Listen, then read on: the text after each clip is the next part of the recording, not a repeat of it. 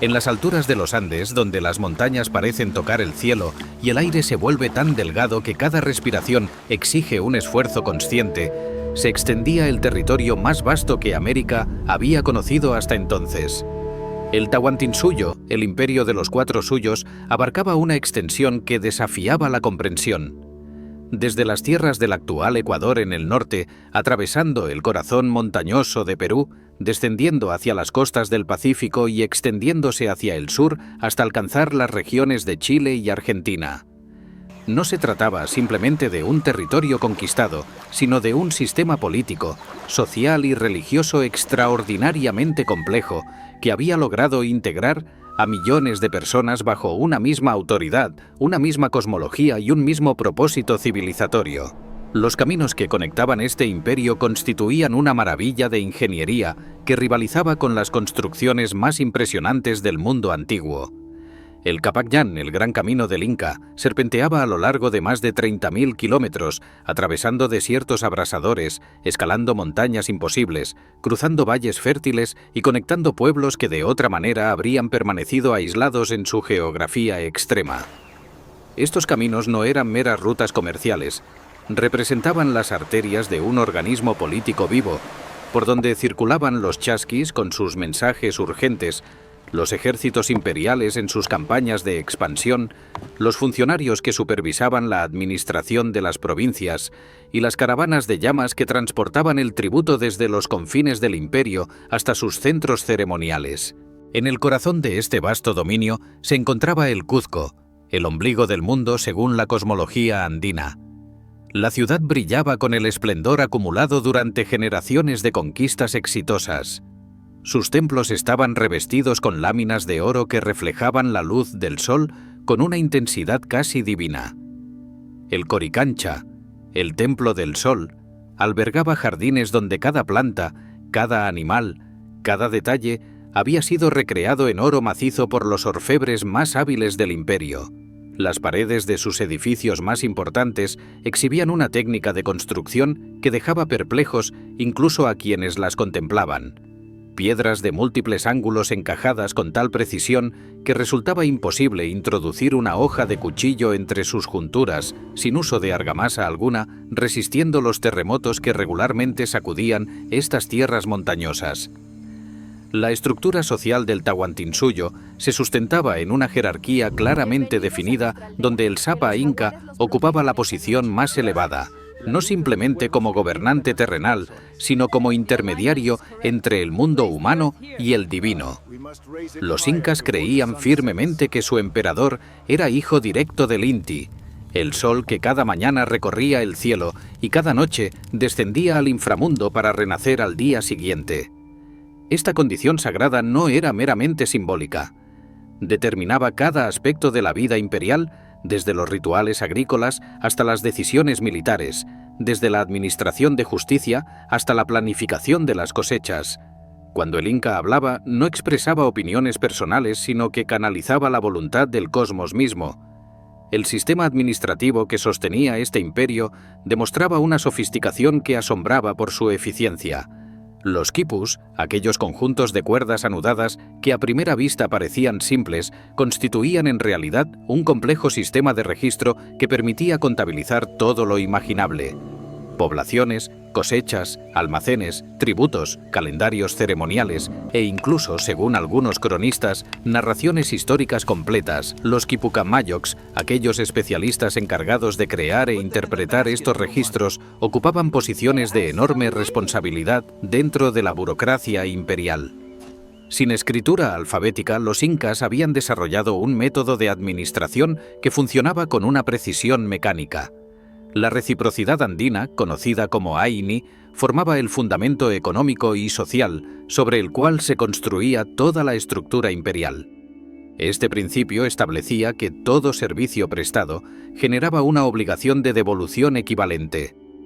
El campesino trabajaba las tierras del Inca y del Sol durante ciertos períodos del año, pero a cambio recibía protección militar, acceso a los almacenes estatales durante las épocas de escasez, participación en las grandes ceremonias religiosas y la garantía de que su comunidad sería socorrida en caso de desastre natural. Los curacas locales, aquellos señores étnicos que gobernaban las provincias, mantenían su autoridad sobre sus pueblos, pero juraban lealtad al Inca, enviaban a sus hijos a educarse en el Cuzco como garantía de su fidelidad, y contribuían con trabajadores para los proyectos imperiales.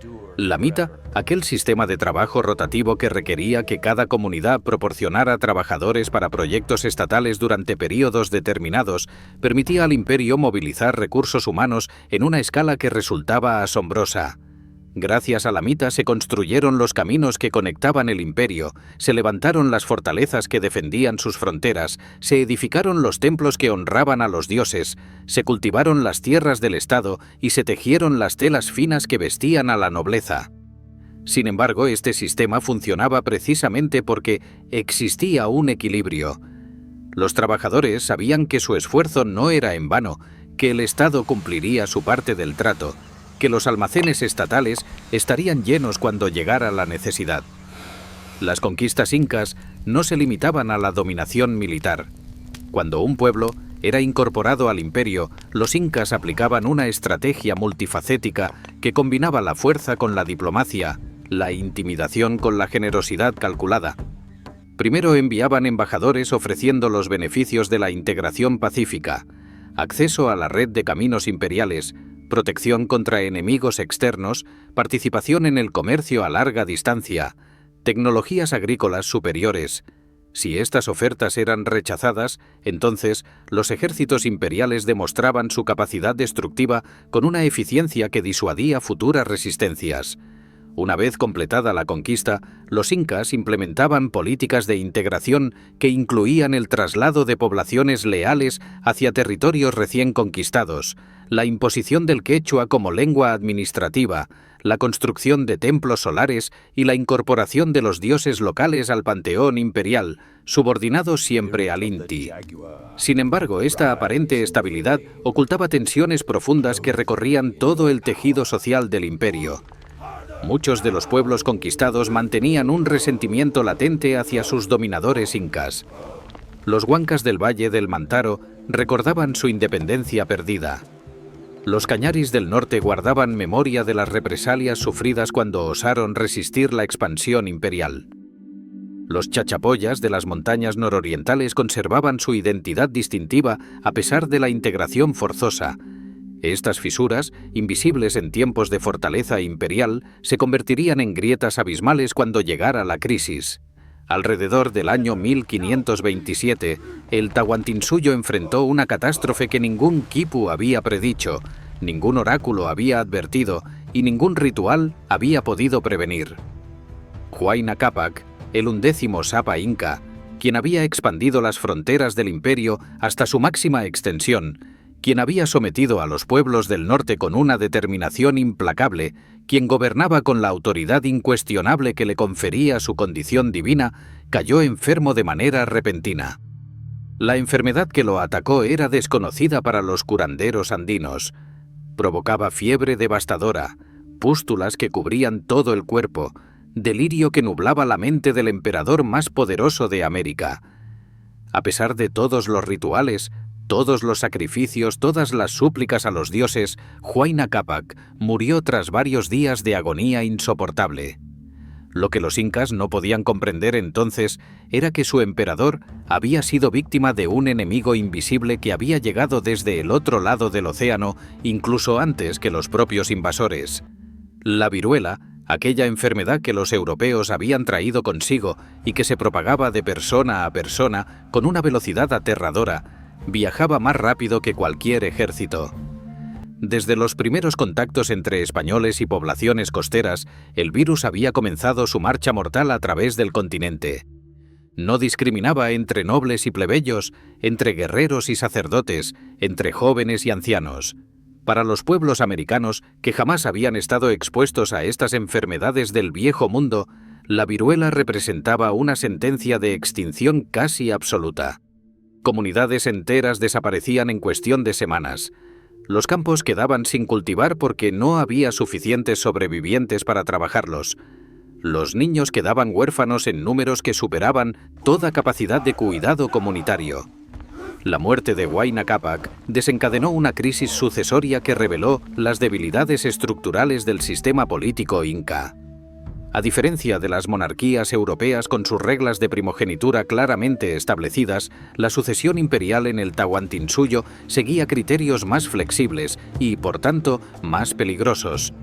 El nuevo Sapa Inca debía ser elegido entre los hijos del emperador anterior, pero el criterio determinante no era simplemente ser el primogénito, sino demostrar las cualidades necesarias para el liderazgo: capacidad militar, habilidad administrativa, carisma personal y, sobre todo, el favor de los dioses manifestado a través de los oráculos y los presagios. Huayna Cápac había favorecido a Ninan Cuyochi como su sucesor, pero este hijo también pereció víctima de la epidemia, probablemente al mismo tiempo que su padre o poco después. Esta doble tragedia dejó el camino abierto para una disputa entre otros dos hijos del emperador fallecido, cada uno con reclamaciones legítimas pero fundamentalmente incompatibles. Huáscar, cuyo nombre significaba colibrí de oro, era hijo de la Colla, la esposa principal del Inca, lo que le confería legitimidad dinástica indiscutible según las costumbres tradicionales del Cuzco. Había sido educado en la capital imperial, conocía íntimamente los rituales de la corte, contaba con el apoyo de los sacerdotes del Coricancha y representaba la continuidad con las tradiciones ancestrales. Por otro lado estaba Atahualpa, cuyo nombre los cronistas españoles transcribieron de diversas formas, pero que los incas pronunciaban con un respeto teñido de temor. Era hijo de Huayna Cápac y de Pacha Duchicela, quien según algunas versiones era una princesa de Quito, aunque esta afirmación ha sido debatida por los historiadores. Lo que resultaba indiscutible era que Atahualpa había pasado gran parte de su vida acompañando a su padre en las campañas militares del norte, donde el imperio enfrentaba una resistencia particularmente obstinada. Mientras Huáscar aprendía los rituales sagrados en el Cuzco, Atahualpa aprendía el arte de la guerra en el campo de batalla. Mientras Huáscar cultivaba relaciones con la nobleza cusqueña, Atahualpa se ganaba la lealtad de los generales más capaces del imperio: Chalcuchimac, Quisquis, Rumiñahui, hombres curtidos en combate que habían demostrado su valía sometiendo pueblos rebeldes. La división geográfica del imperio agravó la crisis sucesoria. Huayna Cápac había pasado los últimos años de su reinado en Quito, estableciendo allí una especie de segunda capital desde donde dirigir la consolidación de las conquistas norteñas. Cuando murió en Quito, Atahualpa se encontraba en posición de controlar todo el norte del imperio con el apoyo de los ejércitos acantonados allí. Mientras tanto, Huáscar fue proclamado Sapa Inca en el Cuzco con todo el ceremonial tradicional, recibiendo la mascapaicha, la borla roja que simbolizaba la autoridad imperial, en el Templo del Sol ante los ojos de los momias sagradas de los incas anteriores. Inicialmente, ambos hermanos intentaron mantener una ficción de gobierno compartido.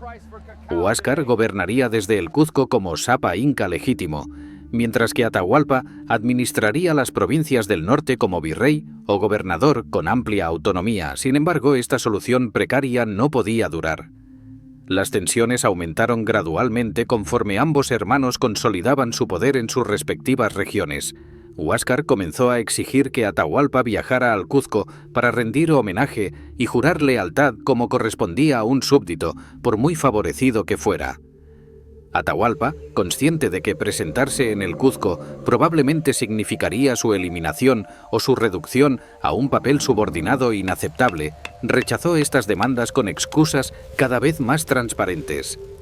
Los cronistas españoles que posteriormente recopilaron estos acontecimientos desde testimonios de supervivientes nativos relatan que la ruptura definitiva ocurrió cuando Huáscar, frustrado por la resistencia de su hermano, envió mensajeros a Quito ordenando explícitamente que Atahualpa se presentara en el Cuzco o enfrentaría las consecuencias.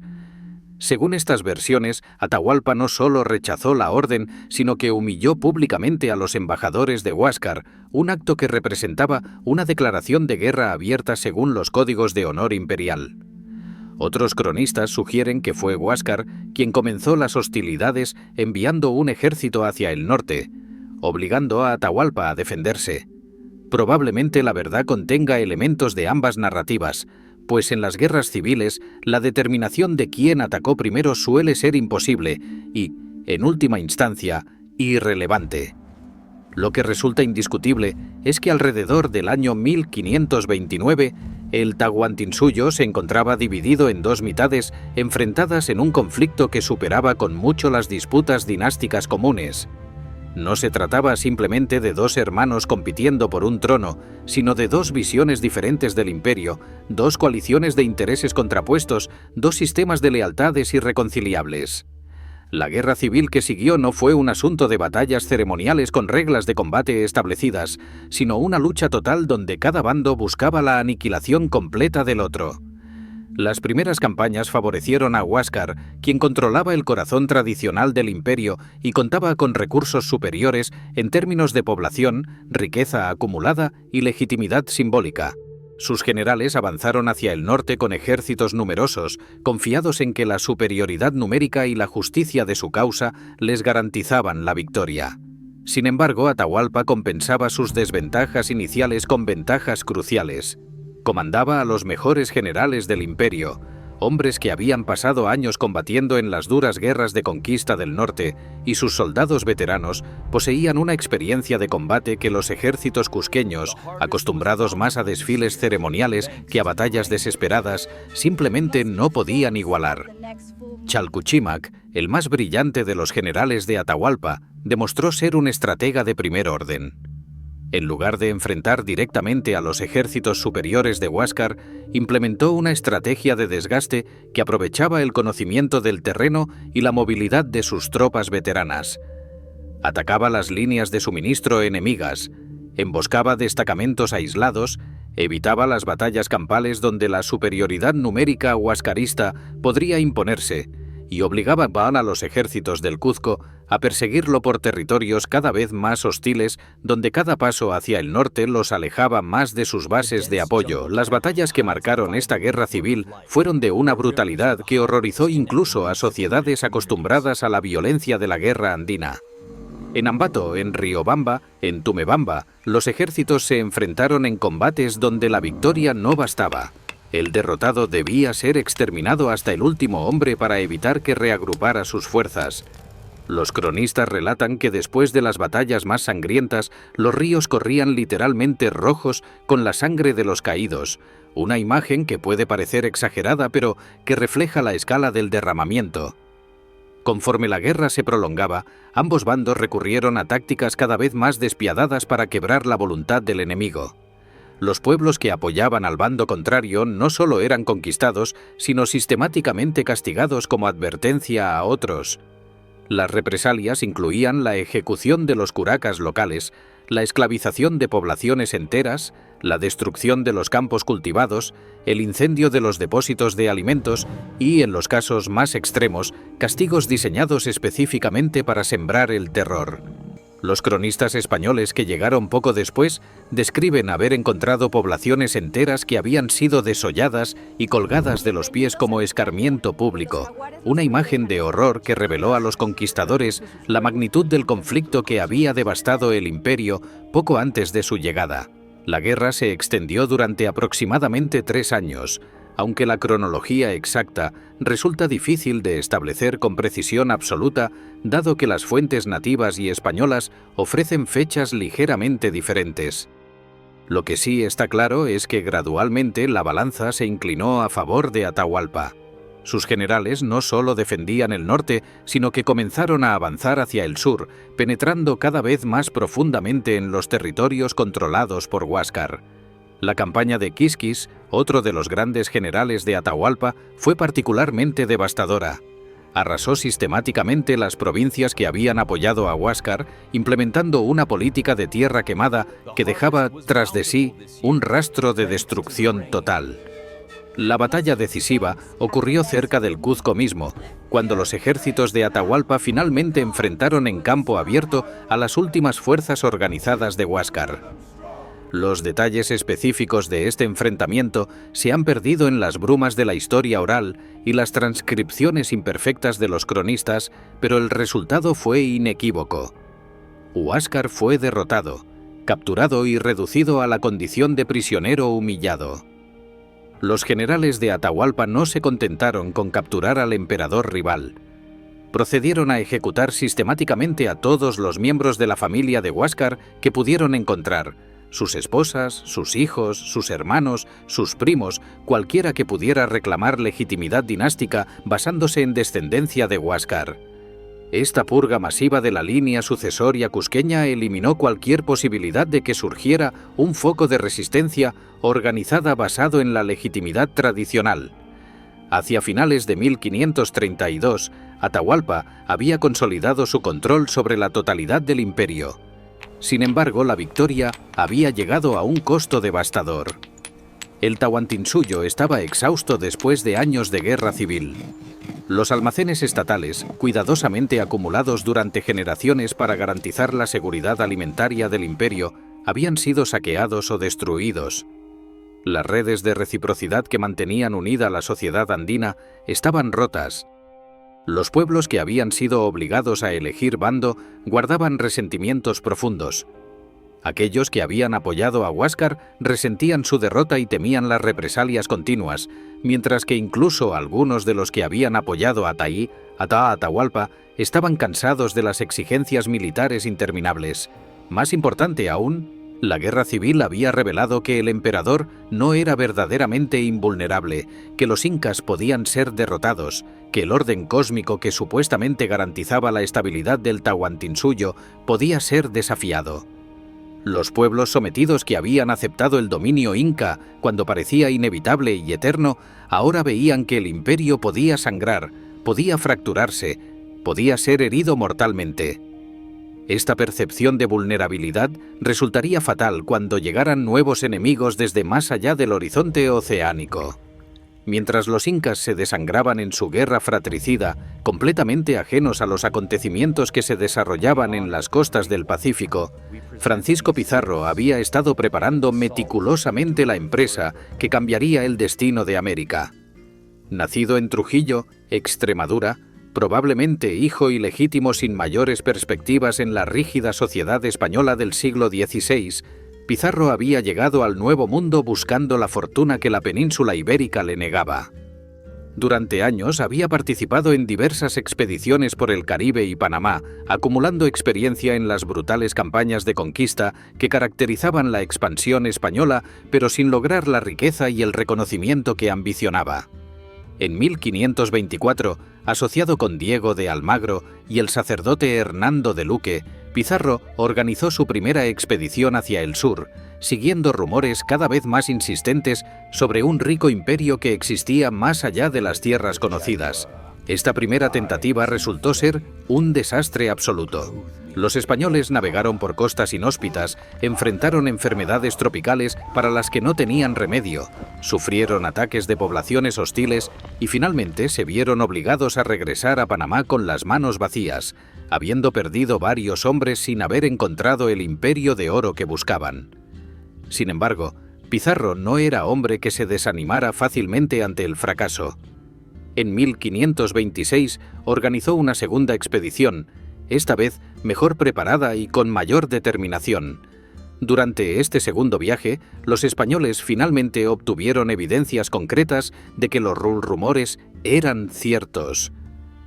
Capturaron una balsa de comerciantes que navegaba por la costa ecuatoriana transportando objetos de extraordinaria factura, tejidos finísimos, cerámica elaborada, objetos de oro y plata trabajados con habilidades que impresionaron incluso a los españoles.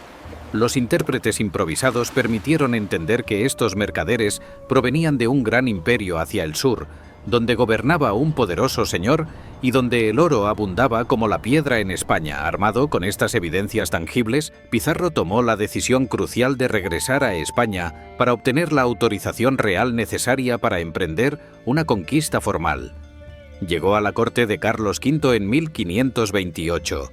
presentando los objetos capturados como prueba del rico territorio que esperaba ser conquistado para la corona española. Después de negociaciones que se prolongaron varios meses, el emperador firmó la capitulación de Toledo el 26 de julio de 1529, otorgando a Pizarro el título de gobernador y capitán general de las tierras que conquistara, con autorización para fundar ciudades, repartir encomiendas y administrar justicia en nombre del rey.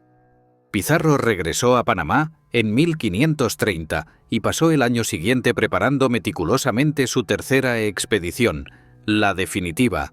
Reclutó hombres con promesas de riquezas inimaginables, reunió los suministros necesarios, organizó los barcos que transportarían su pequeño ejército.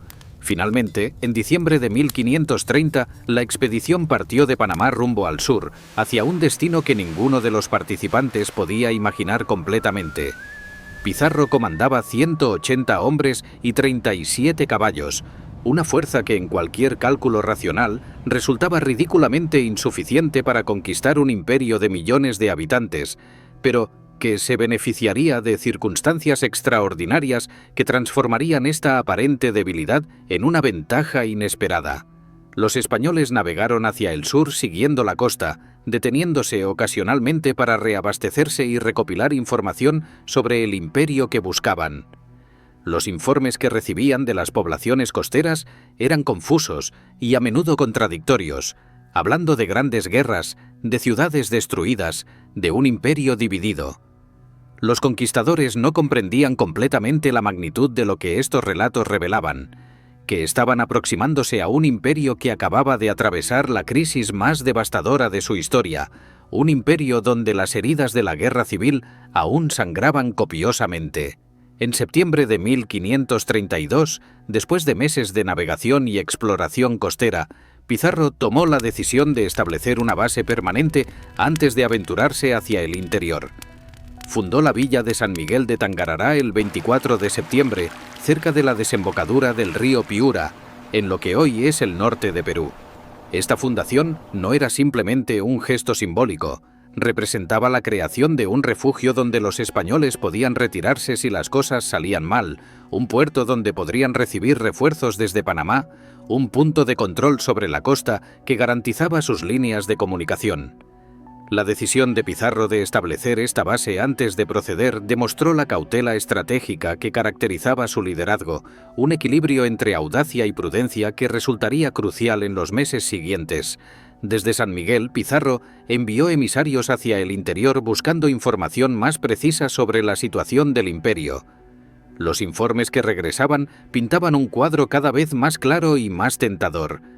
El imperio había estado envuelto en una guerra civil devastadora, uno de los bandos había prevalecido recientemente, el emperador victorioso llamado Atahualpa se encontraba en una ciudad llamada Cajamarca con su ejército, descansando en los baños termales después de sus campañas.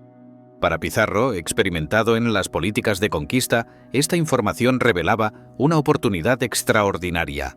Si podía capturar al emperador inca tal como Hernán Cortés había capturado a Moctezuma en México una década antes, podría controlar todo el imperio sin necesidad de conquistarlo pueblo por pueblo, ciudad por ciudad. El 15 de noviembre de 1532, Pizarro partió de San Miguel con su pequeño ejército, dirigiéndose hacia el interior montañoso, donde esperaba encontrar a Atahualpa. El avance hacia Cajamarca les reveló a los españoles la escala de la catástrofe que había golpeado al imperio. Los pueblos por los que pasaban mostraban señales inequívocas de violencia reciente. Edificios habían sido incendiados y permanecían como esqueletos carbonizados. Campos cultivados habían sido abandonados, las terrazas agrícolas que representaban siglos de trabajo se desmoronaban por falta de mantenimiento. Los almacenes estatales habían sido saqueados, sus puertas destrozadas y su contenido dispersado o podrido. Pero lo que más impactó a los españoles, acostumbrados como estaban a la violencia de la época, fueron los castigos ejemplares que encontraron en varios pueblos. Cuerpos desollados colgaban de postes como advertencia macabra para cualquiera que considerara la resistencia. Según los testimonios recogidos posteriormente, estos eran habitantes que habían apoyado a Huáscar y que habían sufrido las represalias de los generales de Atahualpa cuando consolidaron su control sobre estas regiones. La visión de estos horrores convenció a los españoles de dos cosas.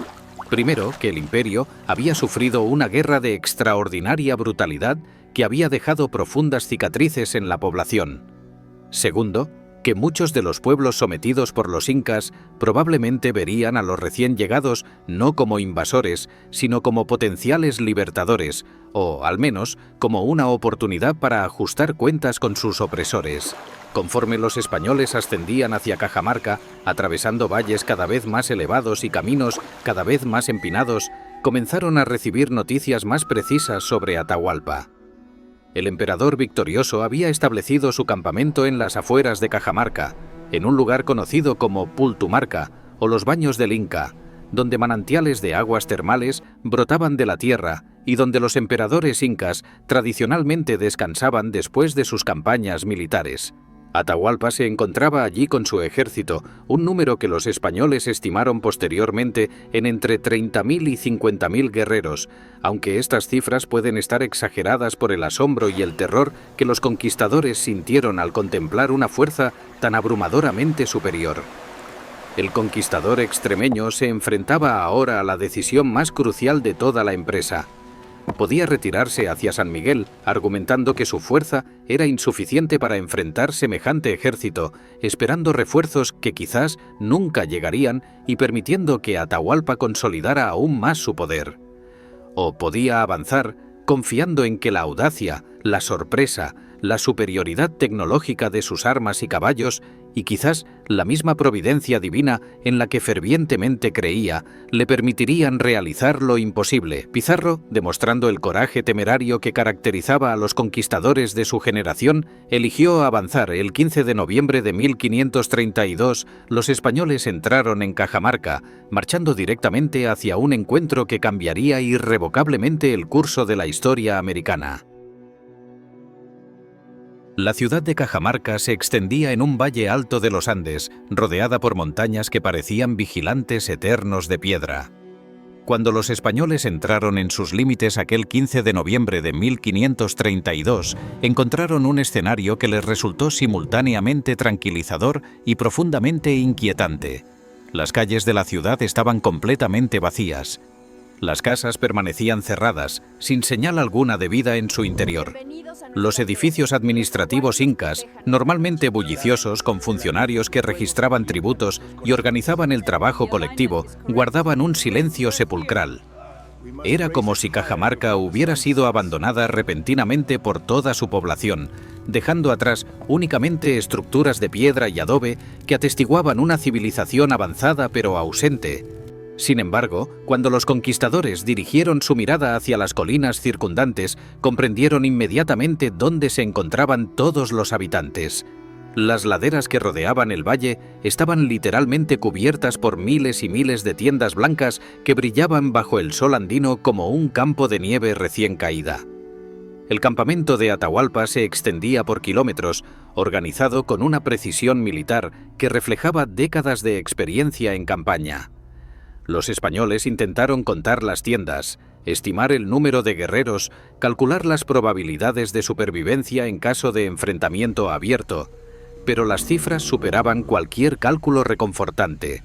Algunos cronistas posteriormente estimarían que había entre 30.000 y 50.000 soldados acampados alrededor de Cajamarca, aunque otros historiadores modernos sugieren que estas cifras pueden estar infladas por el terror comprensible que sentían los conquistadores al contemplar una fuerza tan abrumadoramente superior.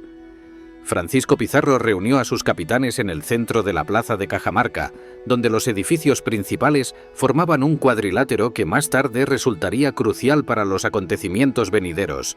La discusión que siguió reveló las profundas tensiones que existían dentro del pequeño grupo de conquistadores. Algunos capitanes argumentaban que debían retirarse inmediatamente hacia San Miguel antes de que Atahualpa decidiera aplastarlos como insectos molestos.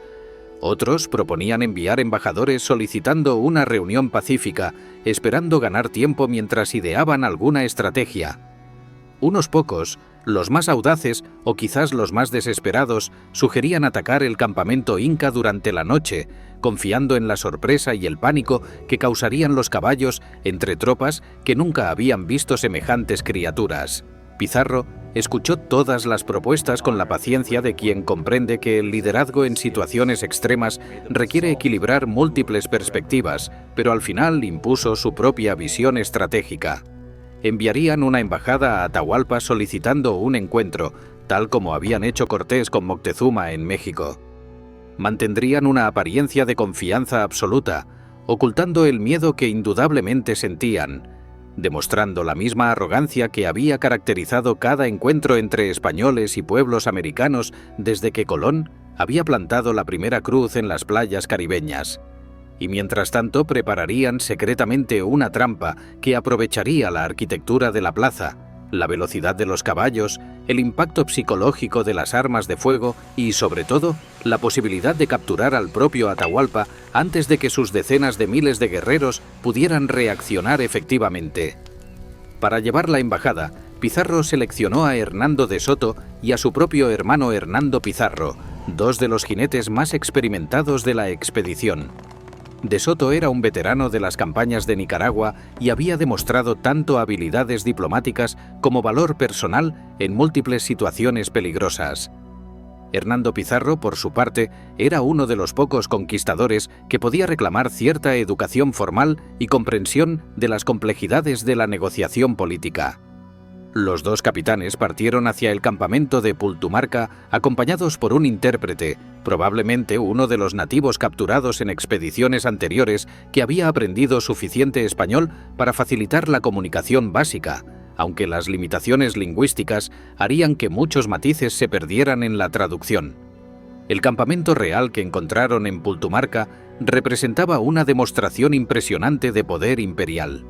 Miles de tiendas estaban organizadas en secciones claramente delimitadas según la jerarquía militar y social. Los soldados veteranos de las campañas del norte ocupaban las posiciones más cercanas al centro, donde residía el propio Atahualpa. Más allá se extendían las unidades de tropas auxiliares reclutadas de los pueblos conquistados, dispuestas de manera que su lealtad pudiera ser vigilada constantemente. Los corrales albergaban miles de llamas que proporcionaban transporte, carne y lana para el ejército. Los almacenes temporales contenían maíz, quinua, charqui y otros alimentos necesarios para mantener a semejante multitud. El campamento entero funcionaba con la eficiencia de una máquina administrativa que había sido perfeccionada durante generaciones de expansión imperial. Cuando Hernando de Soto y Hernando Pizarro llegaron a la presencia de Atahualpa, encontraron al emperador victorioso descansando en las aguas termales, rodeado por cientos de sirvientes y docenas de esposas y concubinas. El sapa inca estaba siendo alimentado por mujeres que seleccionaban cuidadosamente cada bocado antes de ofrecérselo, mientras otras mujeres recogían cualquier cabello o hilo de ropa que cayera de su persona para quemarlo ritualmente más tarde, pues nada que hubiera tocado el cuerpo divino del emperador podía ser tratado como desecho común. Los embajadores españoles notaron que nadie miraba directamente al inca, que todos se aproximaban a él con la cabeza inclinada en señal de reverencia absoluta, que su palabra era recibida con el mismo respeto que los españoles reservaban para los pronunciamientos papales.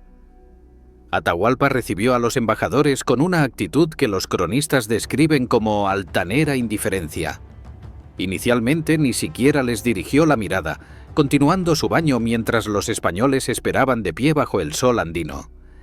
Esta demostración de superioridad no era simplemente un capricho personal, sino una expresión calculada del orden cósmico tal como lo entendían los incas. El emperador, hijo del sol, no necesitaba apresurarse para atender a emisarios de un pueblo desconocido que probablemente era tan insignificante como las docenas de tribus que sus generales habían sometido durante las campañas recientes. Finalmente, después de un período que a los españoles les pareció interminable, Atahualpa se dignó a dirigirse a ellos a través de intérpretes. Hernando de Soto, decidido a impresionar al emperador inca con la superioridad marcial española, realizó entonces una demostración que se convertiría en legendaria entre ambos pueblos. espoleó violentamente su caballo, lanzándolo en una carga directa hacia donde se encontraba Atahualpa, deteniéndose a escasos centímetros del emperador en un alarde de control ecuestre que hizo que la espuma de la boca del animal salpicara las vestiduras imperiales. Los sirvientes y guardias que rodeaban a Atahualpa retrocedieron instintivamente, algunos cayendo al suelo en su prisa, por alejarse de la bestia que parecía a punto de atacar a su señor divino. Sin embargo, los cronistas relatan con admiración que Atahualpa no movió un solo músculo, no mostró el menor signo de miedo o sorpresa, manteniendo su rostro completamente impasible mientras el caballo resoplaba a centímetros de su cara. Esta demostración de valor personal impresionó profundamente a los españoles presentes, pero también reveló algo crucial sobre el carácter de Atahualpa. Era un guerrero curtido en decenas de batallas, había visto morir a miles de hombres en combate, había ordenado personalmente torturas y ejecuciones como parte de su consolidación del poder, y ciertamente no iba a intimidarse por un despliegue teatral de jinetes foráneos. Según algunas versiones, después de que los embajadores españoles se retiraran, Atahualpa ordenó ejecutar a todos los guardias que habían mostrado miedo ante el caballo, considerando su reacción como una debilidad inaceptable en quienes tenían el honor de proteger al Hijo del Sol. Los embajadores transmitieron la invitación de Pizarro. El emperador inca debía visitarlos en Cajamarca al día siguiente, donde los españoles lo recibirían con los honores debidos a un gran señor. Atahualpa aceptó esta invitación con una confianza que resultaba completamente racional desde su perspectiva. Comandaba un ejército de decenas de miles de guerreros veteranos frente a menos de 200 extranjeros, por muy extrañas que fueran sus monturas y sus armas. Había derrotado a su hermano en una guerra civil que había durado años, había consolidado su control sobre el imperio más extenso de América, había demostrado su valía tanto en el campo de batalla como en las maniobras políticas necesarias para mantener unido un territorio tan vasto. Desde su punto de vista, estos españoles eran curiosidades interesantes, quizás embajadores de algún reino lejano, posiblemente futuros súbditos, una vez que comprendieran la futilidad de resistirse al poder del Tahuantinsuyo. Cuando Hernando de Soto y Hernando Pizarro regresaron a Cajamarca con la noticia de que Atahualpa vendría al día siguiente, Francisco Pizarro convocó nuevamente a todos sus capitanes para planificar los detalles de lo que sería el momento definitorio de toda la expedición. La plaza de Cajamarca ofrecía ventajas naturales para una emboscada.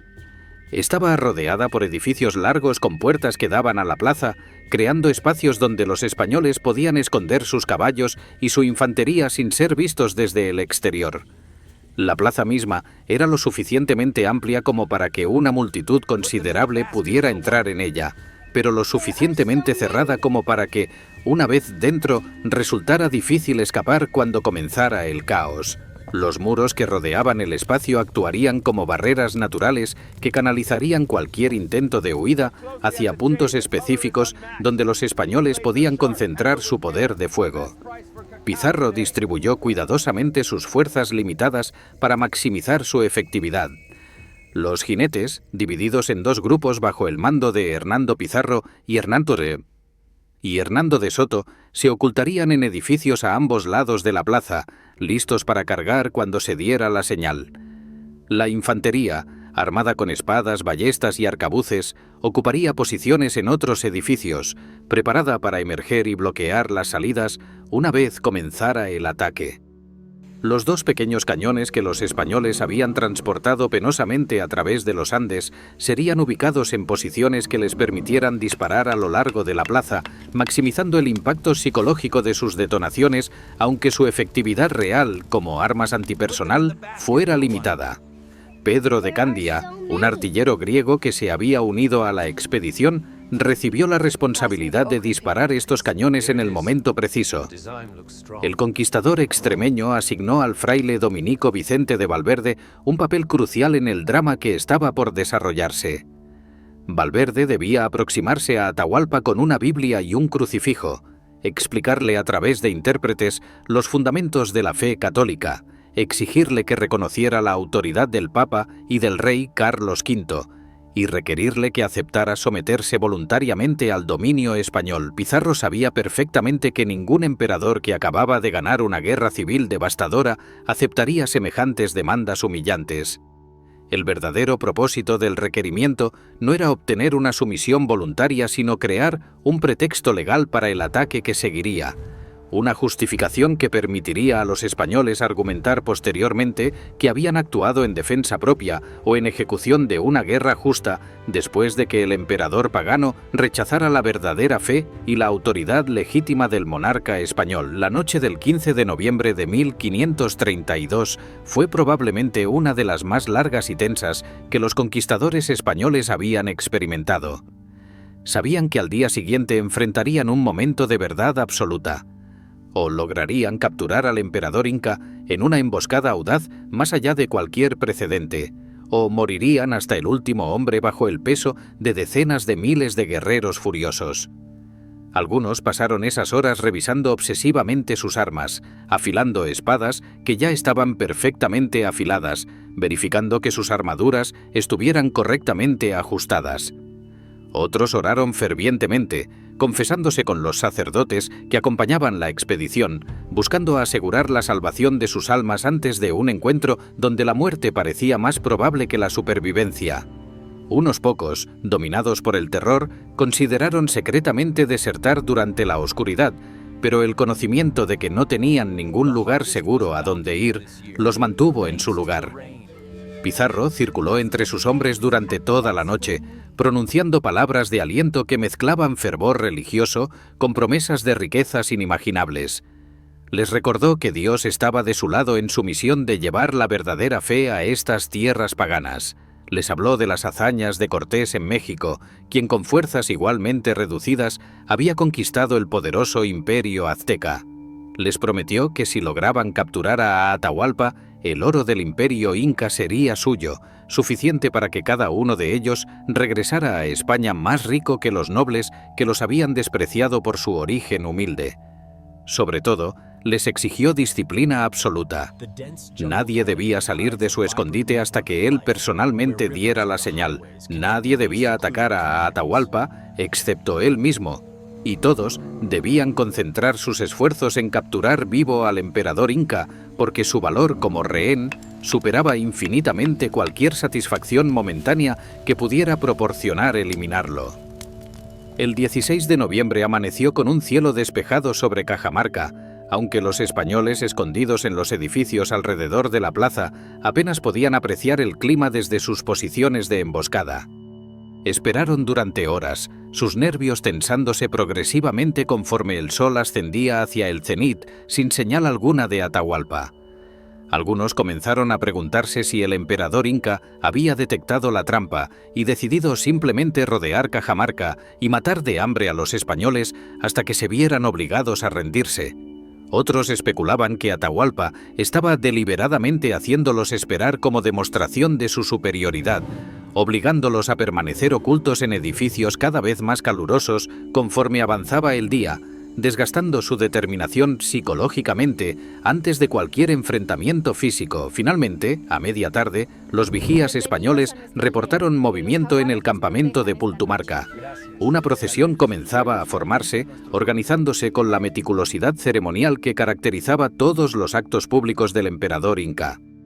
Primero venían escuadrones de barredores, hombres cuya función era literalmente barrer el camino por donde pasaría el Hijo del Sol, asegurando que ninguna piedra, ninguna ramita, ninguna impureza tocara el suelo que pisarían los portadores de la litera imperial. Detrás de ellos avanzaban cantantes y músicos que entonaban himnos religiosos acompañados por tambores, flautas y caracolas marinas, creando una sinfonía que se escuchaba a kilómetros de distancia y anunciaba la aproximación del emperador divino. Luego venían los nobles de mayor rango, ataviados con sus mejores vestimentas, llevando las insignias de sus cargos y provincias, representando la magnificencia acumulada de un imperio que se extendía por miles de kilómetros. La procesión avanzaba con una lentitud deliberada que parecía diseñada para maximizar la tensión de los españoles escondidos. Los cronistas calculan que Atahualpa tardó aproximadamente 2 horas en recorrer los pocos kilómetros que separaban Pultumarca de Cajamarca, un ritmo que reflejaba tanto la solemnidad ceremonial del momento como quizás cierta cautela calculada por parte del emperador inca. Conforme la procesión se aproximaba a la entrada de la plaza, los españoles ocultos en los edificios pudieron finalmente ver la magnitud de la comitiva que acompañaba a Atahualpa. Miles de personas llenaban el camino, aunque la mayoría eran sirvientes, cortesanos y espectadores, más que soldados armados para el combate. Cuando Atahualpa finalmente entró en la plaza de Cajamarca, lo hizo con una ostentación que dejó sin aliento incluso a los españoles que espiaban desde sus escondites. El emperador viajaba en una litera fabricada enteramente de oro, aunque algunos cronistas sugieren que era madera recubierta con láminas de oro, decorada con plumas de pájaros tropicales de colores imposibles y joyas que capturaban la luz del sol creando destellos que lastimaban los ojos de quienes los miraban directamente. La litera era transportada por 80 señores principales del imperio, hombres de la más alta nobleza que consideraban un honor supremo llevar sobre sus hombros al hijo del sol.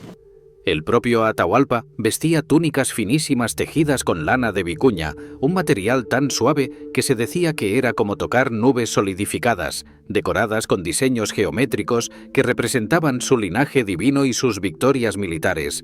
Sobre su cabeza llevaba la mascapaicha, la borla carmesí que identificaba al Sapa Inca, el único hombre en todo el imperio autorizado a llevar ese símbolo de autoridad absoluta. Detrás de la litera imperial marchaban aproximadamente 5.000 o 6.000 hombres, según las estimaciones posteriores de los españoles, aunque estas cifras deben tomarse con cierta precaución, dado que los conquistadores estaban observando desde posiciones limitadas y bajo un estrés extremo que podía distorsionar su percepción. Lo que resultaba crucial, y lo que Pizarro había apostado que ocurriría, era que la mayoría de estos acompañantes no estaban armados para el combate. Muchos llevaban únicamente pequeñas porras ceremoniales escondidas bajo sus ropas, armas adecuadas para una demostración de fuerza simbólica, pero completamente inadecuadas para enfrentar a jinetes acorazados cargando a toda velocidad. Atahualpa había dejado su ejército principal en Pultumarca, trayendo consigo principalmente a cortesanos y sirvientes, para lo que él esperaba sería una reunión diplomática con los extranjeros curiosos que habían solicitado su presencia. La plaza se fue llenando gradualmente conforme más y más personas entraban siguiendo a la litera del emperador. Los españoles escondidos observaban con una mezcla de terror y esperanza conforme su trampa se cerraba lentamente. Cada persona que entraba en la plaza representaba un enemigo potencial, pero también significaba que más incas estarían atrapados en el espacio cerrado cuando comenzara el ataque. Francisco Pizarro esperó pacientemente controlando su propia tensión y la de sus hombres, aguardando el momento óptimo cuando la mayoría de la comitiva imperial estuviera dentro de la plaza, pero antes de que Atahualpa decidiera retirarse al no ver a ningún español salir a recibirlo. Finalmente, cuando Atahualpa llegó al centro de la plaza y sus portadores habían detenido la litera, Pizarro envió a Vicente de Valverde. El fraile dominico avanzó solo hacia el emperador, llevando una Biblia en una mano y un crucifijo en la otra, acompañado únicamente por un intérprete cuya capacidad para transmitir conceptos teológicos complejos en quechua era probablemente muy limitada.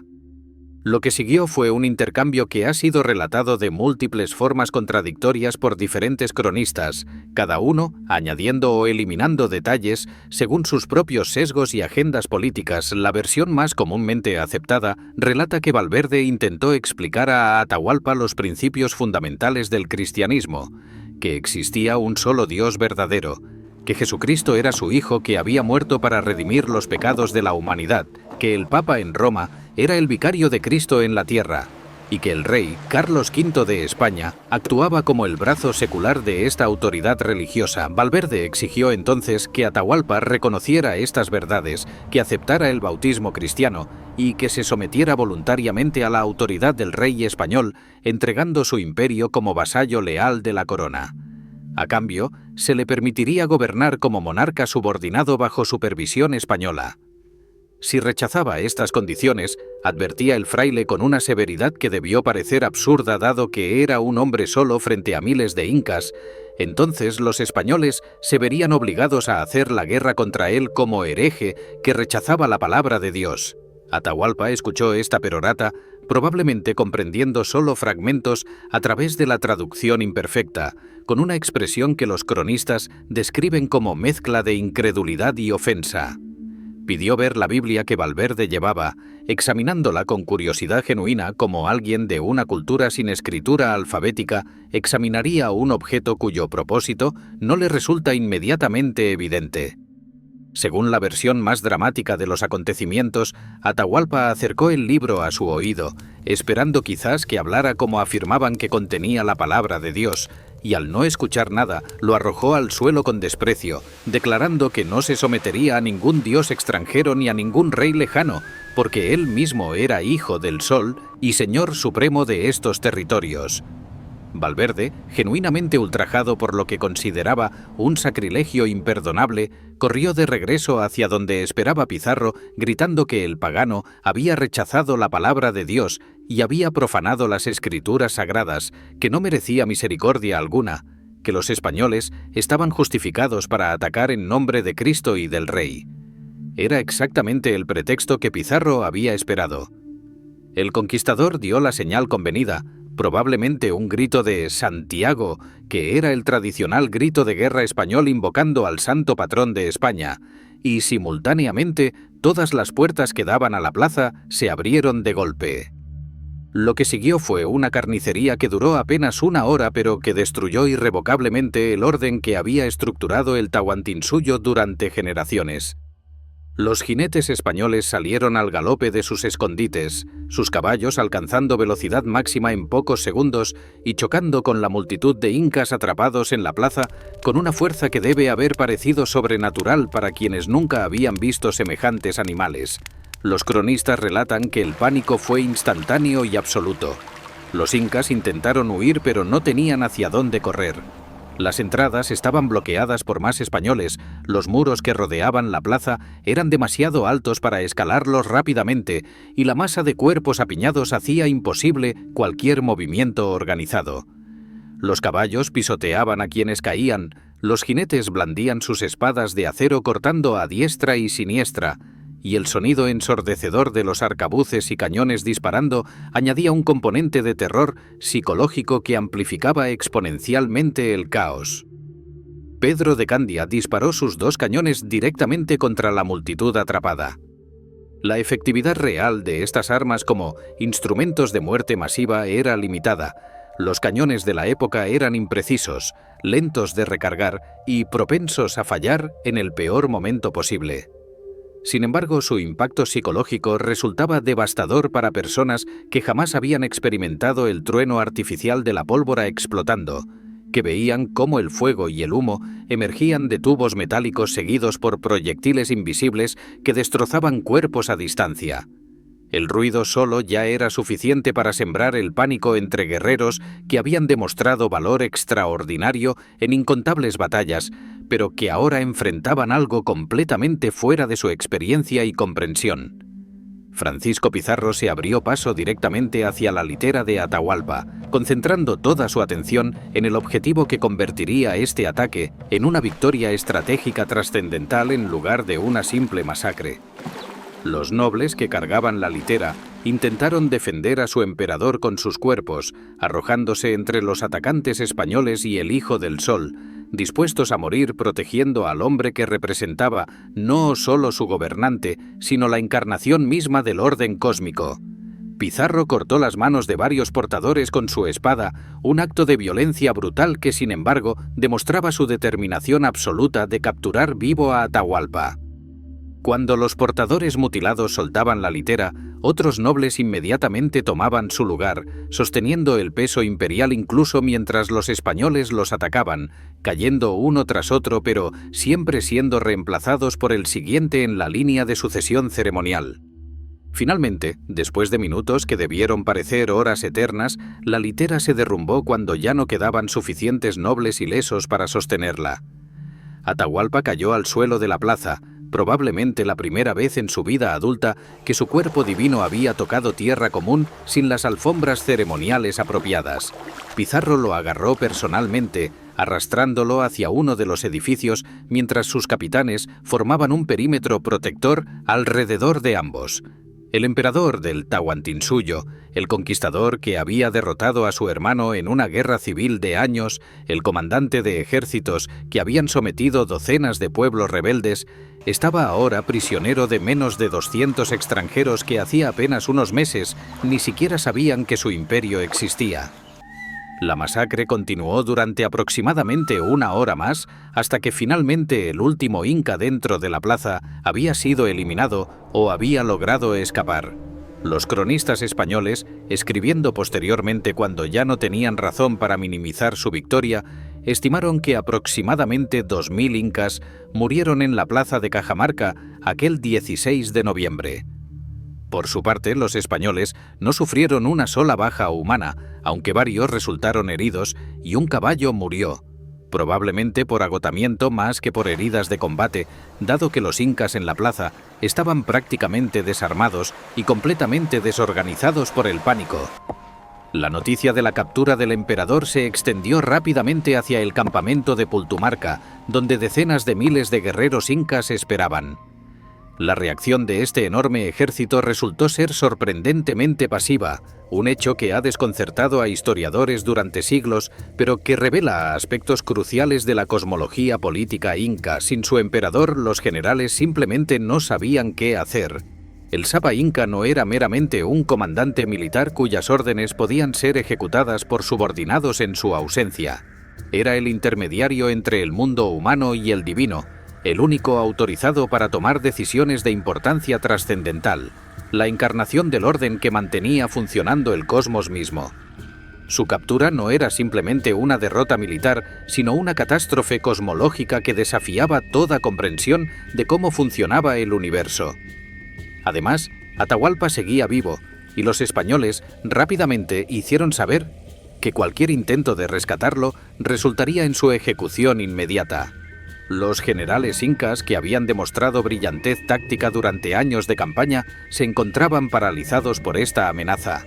Atacar a los españoles probablemente resultaría en una victoria numérica abrumadora, pero al costo de perder al emperador, cuya vida habían jurado proteger por encima de todo. Retirarse significaba abandonar al Hijo del Sol en manos de invasores, cuyas intenciones eran imposibles de predecir.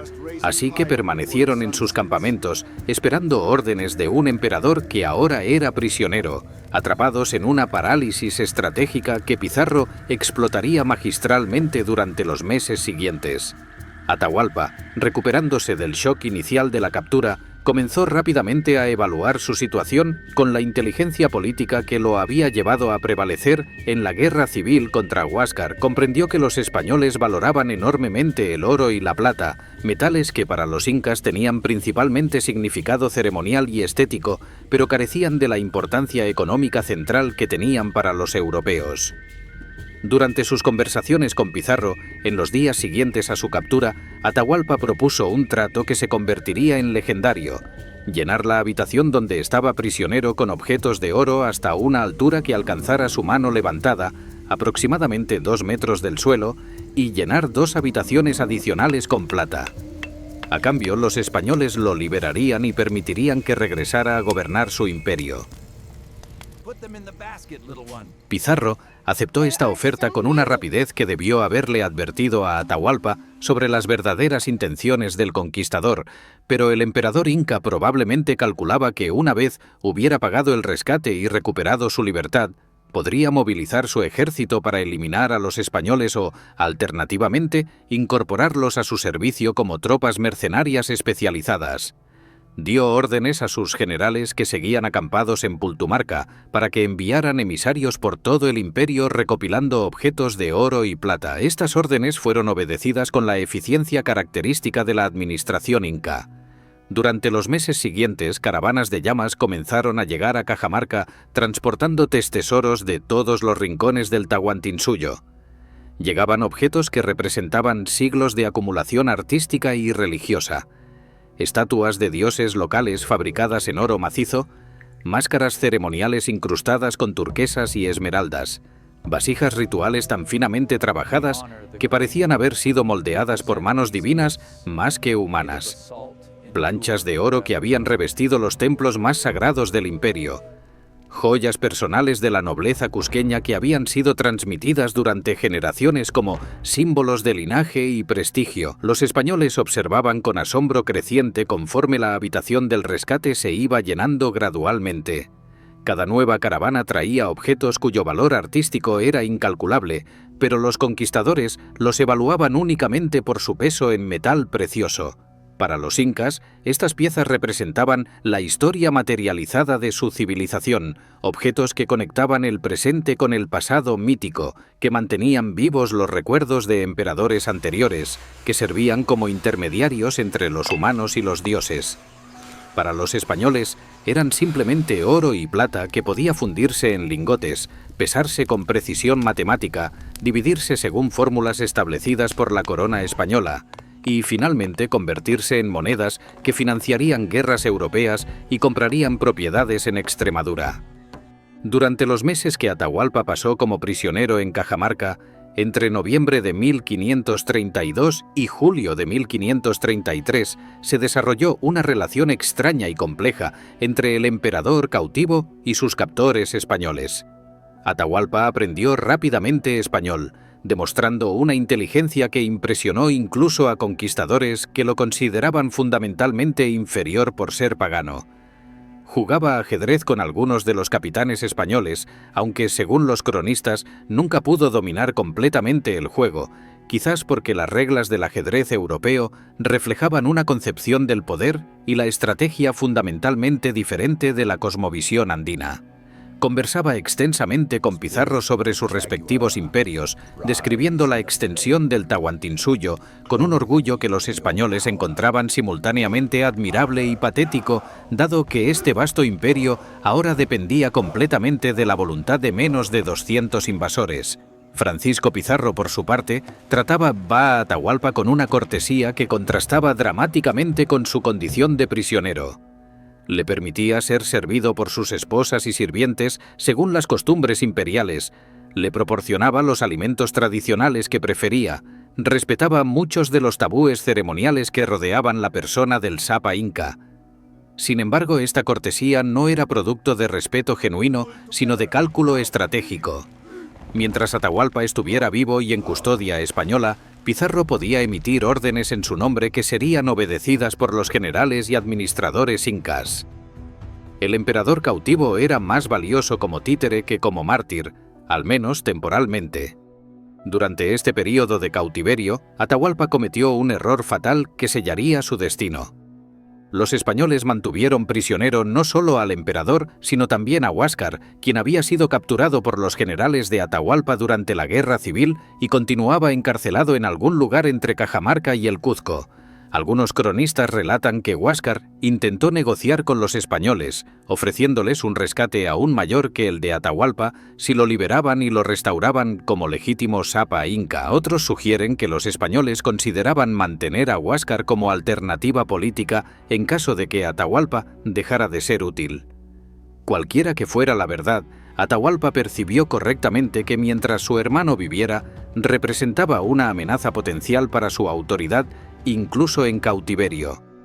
Atahualpa ordenó entonces a sus generales que ejecutaran a Huáscar, eliminando definitivamente al rival que lo había enfrentado durante la Guerra Civil.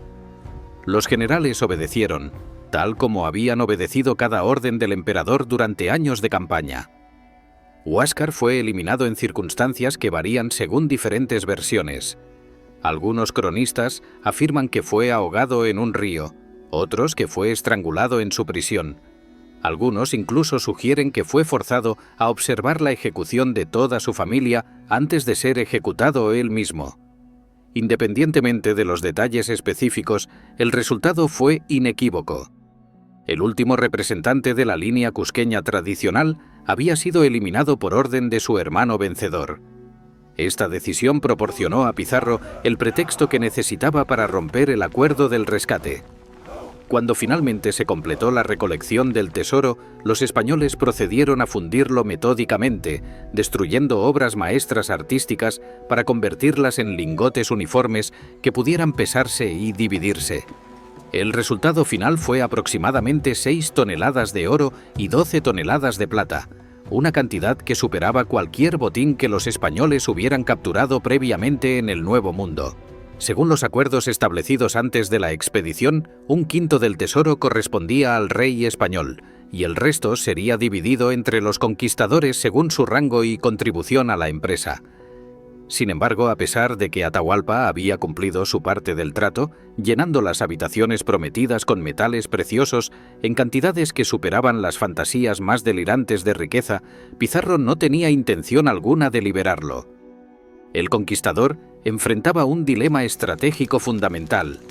Liberar a Atahualpa significaba permitir que un líder probadamente capaz y con autoridad absoluta sobre millones de súbditos recuperara el control de un imperio que los españoles apenas estaban comenzando a comprender y mucho menos a dominar. Por otro lado, simplemente ejecutar al emperador sin justificación aparente podía provocar una rebelión masiva que barrería a los conquistadores del territorio andino antes de que pudieran recibir refuerzos significativos desde Panamá. Pizarro convocó entonces lo que los españoles llamaron un juicio, aunque el término es generoso para un proceso cuyo veredicto estaba predeterminado desde el inicio.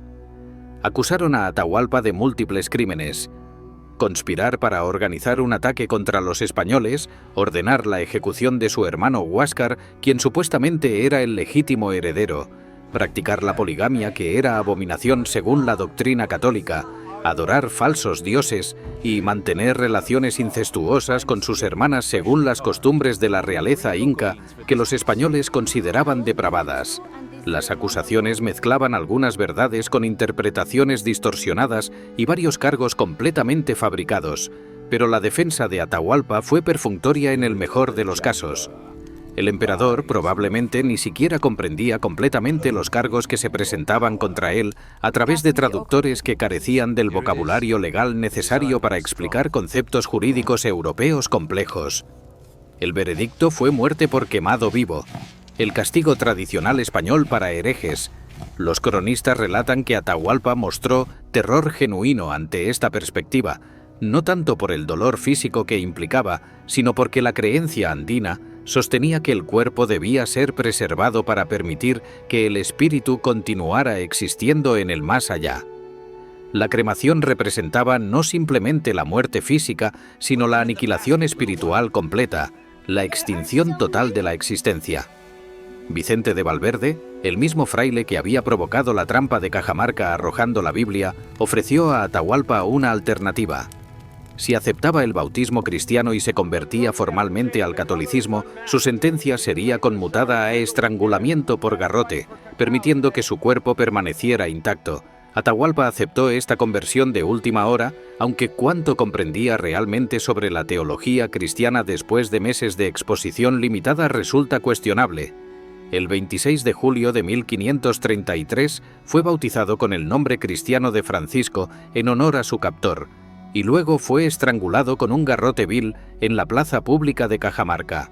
Algunos de sus sirvientes y esposas fueron ejecutados simultáneamente para acompañarlo en la muerte, aunque los españoles impidieron la mayoría de los suicidios rituales que tradicionalmente habrían seguido a la muerte de un sapa inca. El emperador, que había conquistado un imperio, que había derrotado a su hermano en una guerra civil devastadora, que había demostrado brillantez militar y astucia política, murió prisionero de invasores extranjeros que habían llegado a sus costas apenas 9 meses antes. La ejecución de Atahualpa representa uno de los grandes actos de traición en la historia de la conquista americana. Pizarro había dado su palabra, sellada con juramentos religiosos que supuestamente eran sagrados para cualquier cristiano, de que liberaría al emperador una vez pagado el rescate. Había aceptado el tesoro más grande jamás recopilado en el continente americano, metales preciosos suficientes para hacer inmensamente rico a cada uno de sus hombres y llenar las arcas de la corona española, y luego había violado su promesa de la manera más absoluta posible, ejecutando a su prisionero después de un juicio simulado donde las acusaciones mezclaban verdades con fabricaciones y donde la defensa era inexistente. Algunos cronistas españoles posteriores intentaron justificar la ejecución argumentando que Atahualpa realmente estaba conspirando para organizar un ataque masivo contra los conquistadores, citando testimonios de informantes nativos que supuestamente revelaron planes detallados para una emboscada. Sin embargo, estos testimonios son extremadamente sospechosos, dado que fueron obtenidos probablemente bajo tortura o amenazas, traducidos a través de intérpretes de habilidades cuestionables y conveniente para los intereses españoles que necesitaban justificar legalmente una ejecución que violaba su propio acuerdo previo. La verdad más probable es que Atahualpa, lejos de planear un ataque, estaba cooperando activamente con sus captores porque comprendía que mientras permaneciera útil para ellos, tenía posibilidades de sobrevivir y eventualmente recuperar su libertad. La muerte del emperador dejó al Tahuantinsuyo sin cabeza visible por primera vez en su historia. Los ejércitos que habían acampado pacientemente esperando órdenes de su señor divino ahora no tenían a nadie de quien recibir instrucciones. Los administradores que habían mantenido funcionando la maquinaria del Estado, siguiendo los mandatos imperiales, se encontraban repentinamente sin autoridad clara. Los curacas locales que habían gobernado sus pueblos como subordinados del Sapa Inca necesitaban comprender quién ocupaba ahora la posición suprema en la jerarquía cósmica.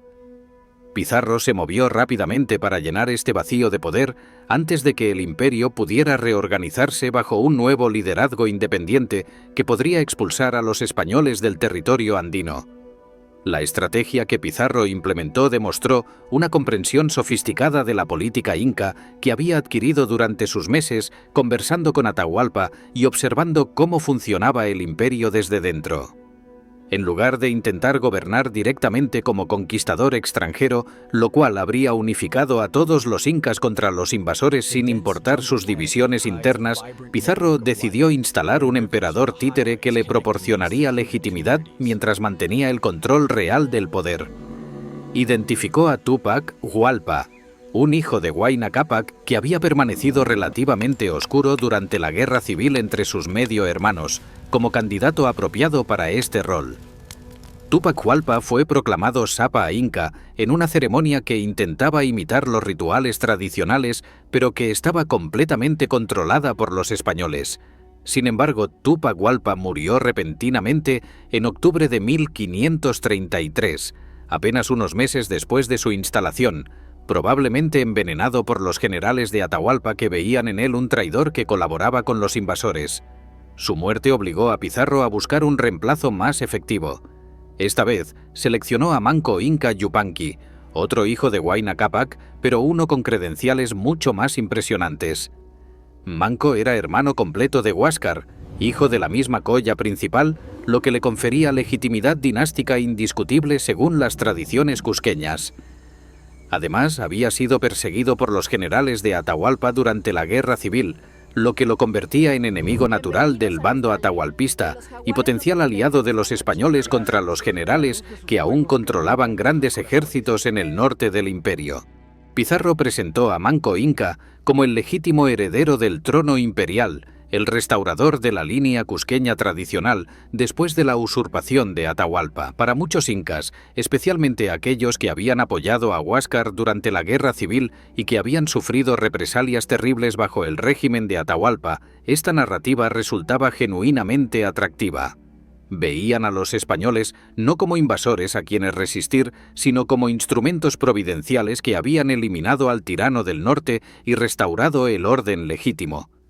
Esta percepción errónea permitiría a Pizarro consolidar su control sobre el imperio con una facilidad que habría sido imposible si hubiera enfrentado resistencia unificada desde el principio. En noviembre de 1533, Pizarro inició la marcha hacia el Cuzco acompañado por Manco Inca, quien viajaba en una litera imperial rodeado por el ceremonial tradicional que correspondía a un Sapa Inca. La columna española incluía ahora no solo los conquistadores originales, sino también refuerzos que habían llegado desde Panamá atraídos por las noticias del inmenso tesoro capturado en Cajamarca. Más importante aún, miles de guerreros nativos se unieron a la expedición, no como prisioneros forzados, sino como aliados voluntarios que veían en los españoles la oportunidad de vengar agravios acumulados durante décadas de dominación inca. Los huancas del Valle de Jauja fueron los aliados más cruciales que obtuvieron los españoles durante esta marcha. Este pueblo había mantenido su independencia hasta ser conquistado por los incas apenas unas décadas antes, y guardaba memoria fresca de las batallas donde habían perdido su autonomía y de las humillaciones subsiguientes como pueblo sometido. Cuando Pizarro llegó a su territorio, los huancas no solo permitieron el paso de la columna española, sino que proporcionaron miles de guerreros que se unieron activamente a la expedición. En la batalla de Jauja, cuando fuerzas leales a los generales de Atahualpa intentaron bloquear el avance español, los guerreros huancas combatieron ferozmente del lado de los conquistadores, no porque hubieran sido conquistados o forzados, sino porque veían genuinamente a los españoles como libertadores que les ofrecían la oportunidad de recuperar su independencia perdida. Los cañaris, un pueblo del norte del imperio que había resistido obstinadamente la expansión inca y que había sufrido represalias masivas cuando finalmente fueron sometidos, proporcionaron otro contingente importante de aliados nativos. Atahualpa, durante sus campañas en el norte acompañando a Huayna Cápac, había ordenado masacres de poblaciones cañaris enteras como castigo por su resistencia prolongada. Había deportado a miles de cañaris desde sus territorios tradicionales, dispersándolos por el imperio como Mi'kmaq Kuna, colonos forzosos que debían trabajar en tierras lejanas sin esperanza de regresar a sus hogares. Los cañaris que quedaban guardaban un odio visceral hacia todo lo que representaba el poder inca, y cuando los españoles aparecieron ofreciendo la posibilidad de venganza, se unieron con un entusiasmo que sorprendió incluso a los conquistadores. Este patrón se repetiría una y otra vez conforme Pizarro avanzaba hacia el Cuzco.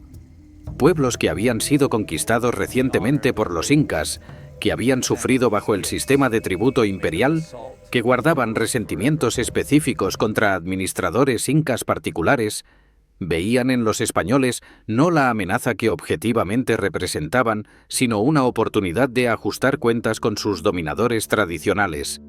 Los conquistadores aprovecharon magistralmente estas divisiones, presentándose como libertadores, mientras simultáneamente iniciaban la construcción de un sistema de dominación que resultaría ser más opresivo que cualquier cosa que los incas hubieran implementado. El 8 de noviembre de 1533, la columna hispano-nativa entró en el Cuzco. La capital imperial, el ombligo del mundo según la cosmología andina, la ciudad que había sido el centro administrativo y ceremonial del imperio más extenso de América, abrió sus puertas sin resistencia significativa. Los generales de Atahualpa, que habían controlado la ciudad después de derrotar a Huáscar, habían evacuado hacia el norte con sus ejércitos, comprendiendo que no podían defender el Cuzco contra una fuerza que incluía no solo españoles con su tecnología superior, sino también miles de guerreros nativos ansiosos de venganza.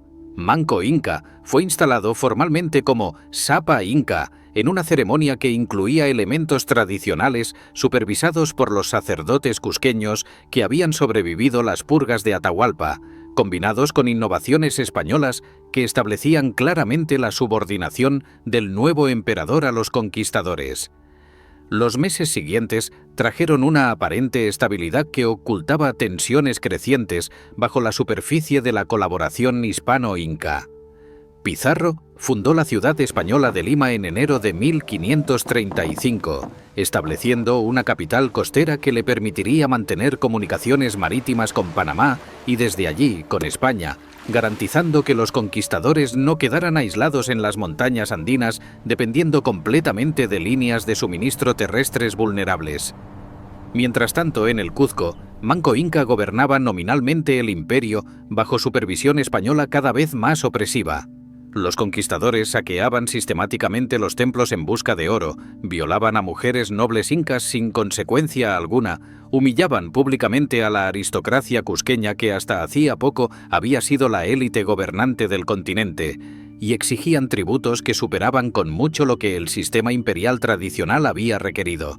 Gradualmente, Manco Inca comenzó a comprender la magnitud de su error al aliarse con los españoles. No eran libertadores que restaurarían el orden tradicional con él como emperador legítimo, sino conquistadores que lo utilizaban como fachada mientras desmantelaban sistemáticamente el imperio que supuestamente había sido restaurado. La gota que colmó el vaso llegó cuando los hermanos de Pizarro, particularmente Gonzalo y Juan Pizarro, comenzaron a tratar a Manco con un desprecio abierto que violaba incluso las apariencias básicas de respeto que Francisco había mantenido inicialmente. Lo encerraron, lo encadenaron, lo obligaron a presenciar la violación de sus esposas, lo humillaron públicamente de maneras diseñadas específicamente para destruir su autoridad simbólica ante los ojos de sus súbditos incas. En 1536, después de meses de soportar humillaciones crecientes, Manco Inca finalmente tomó la decisión que cambiaría el curso de la conquista. Escaparía del Cuzco, organizaría la resistencia inca y expulsaría a los invasores españoles del Tahuantinsuyo, restaurando genuinamente el imperio que los conquistadores habían usado su nombre para controlar. Su escape fue facilitado por nobles incas que habían mantenido su lealtad a pesar de colaborar aparentemente con los españoles, y por el hecho de que Pizarro y sus capitanes principales se encontraban en Lima, dejando el Cuzco bajo control de fuerzas españolas reducidas comandadas por los hermanos menos competentes del conquistador. La rebelión de Manco Inca marcó el comienzo de la verdadera resistencia organizada contra la conquista española, transformando lo que había sido una ocupación relativamente pacífica facilitada por divisiones internas incas en una guerra de liberación que duraría décadas y que revelaría que el espíritu del Tahuantinsuyo distaba mucho de estar completamente sometido.